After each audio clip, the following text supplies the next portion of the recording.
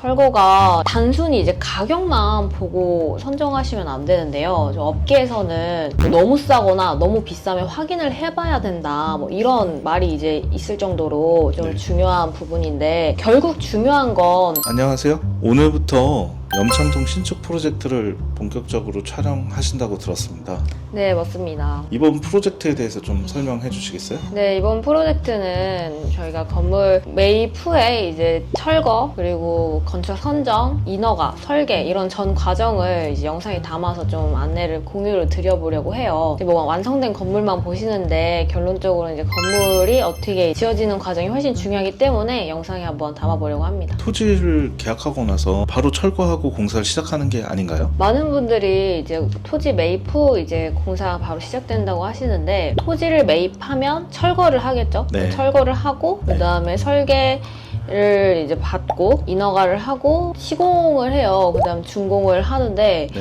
이 과정이 정말 많은 절차도 이루어지는 과정이어가지고 네네. 이번에 이제 진행하면서 이 과정에 어떤 선택을 하냐에 따라서 공사비도 많이 달라지고 공사 기간이라던가 건물 가치가 많이 변화되는 과정을 좀 많이 겪으면서 이것도 안내드리려고 하는데요. 가장 첫 단계인 저희가 중개를 하고 나서 건물을 허무는 그 철거 단계가 첫 단계라고 볼 수 있겠네요.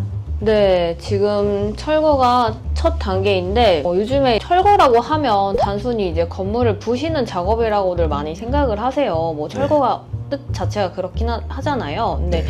이게 단순 건물 부시는 작업이 아니라 전문 공사를 해야 되는 작업이거든요. 네. 구청의 심의를 받거나 계획서를 작성하거나 이런 것들이 필요한 건가요?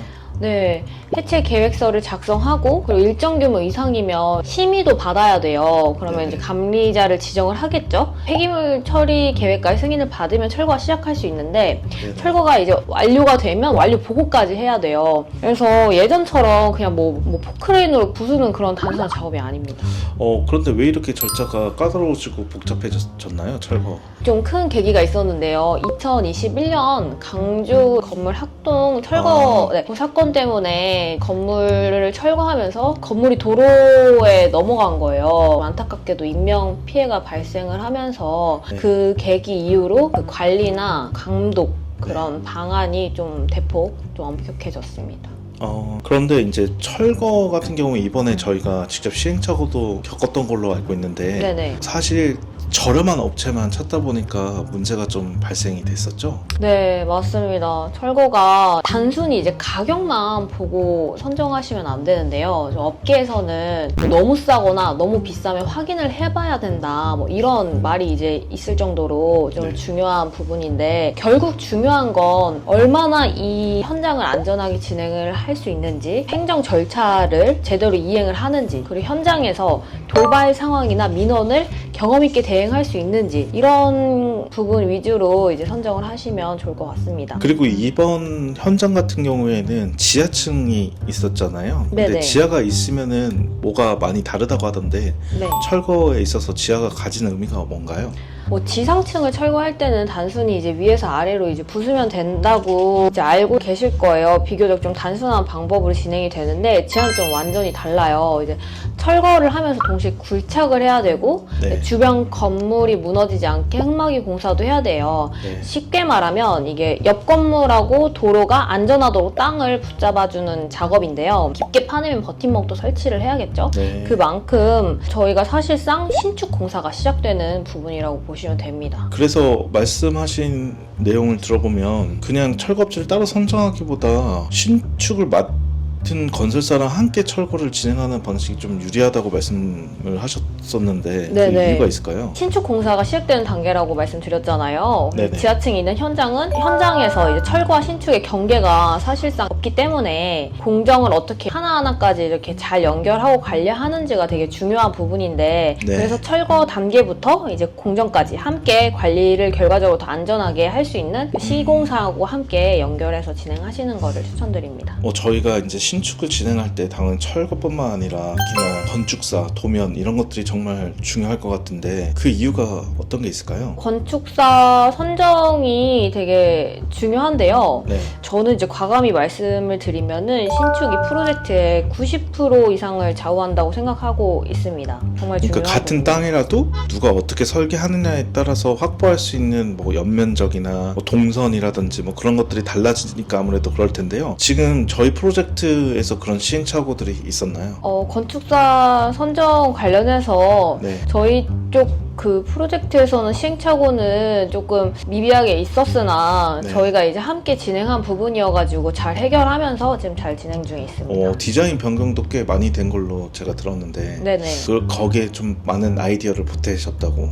네, 맞습니다. 저희 선정된 건축사 설계사분이 어떻게 보면 건물의 가치를 최종적으로 설정할 수 있는 파트너라고 생각하고 이제 저희가 건축사 선정을 했어요. 근데 이제 외관 이미지라던가 사옥이나 이런 부분에 있어서 조금 저희 쪽이랑 맞지 않는 디자인을 얘기를 해주셔서 네. 그런 부분은 저희가 진짜 많은 건물 이미지를 보여드리면서 외관 수정해 나가면서 만성맞춤인 건물로 좀 도면이 수정이 완료된 상태입니다. 선생님께서 이 일을 하시다 보면은 다양한 건축주들을 만나시고 다양한 기호를 요구를 받으실 텐데 그런 사람들이 다 스타일이 다 다른가요?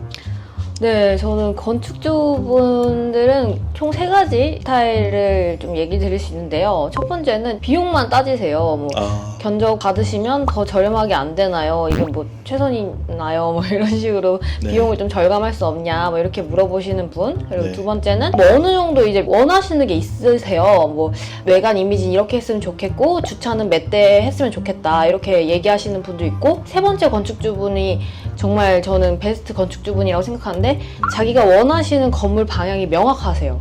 네. 뭐 엘리베이터 위치라던가 계단 위치라던가 공간 층별 구성이라던가 뭐 주차 계획이라던가 외관 이미지가 딱 명확하세요. 그래서 좋은 건축사는 이런 건축주들의 생각을 건물에 구현시킬 수 있는 건축사를 말합니다. 그래서 건축사를 이번에 정말 많은 분을 만난 걸로 저도 알고 있고 이번 네. 염창동 프로젝트에서 결국에 건축사를 잘 선정하셨다고 생각하시나요? 네, 뭐 예외적인 부분도 있었지만 그래도 잘 선정해서 지금 파트너로서 같이 협업해가지고 잘 이제 진행을 하고 있습니다. 앞으로 그럼 이 프로젝트에서 어떤 내용들을 추가적으로 볼 수 있을까요, 선생님? 네, 최종적으로 이제 저희 프로젝트에서는 철거가 어떻게 마무리가 됐는지, 그리고 네. 건축사를 어떻게 선정을 했는지, 네네. 그리고 어떤 기준으로 선정했는지, 그리고 네. 설계가 어떻게 바뀌었는지, 착공부터 준공까지 실제 프로젝트를 직간접적으로 좀 전달을 이제 생중계로 해드리려고 해요.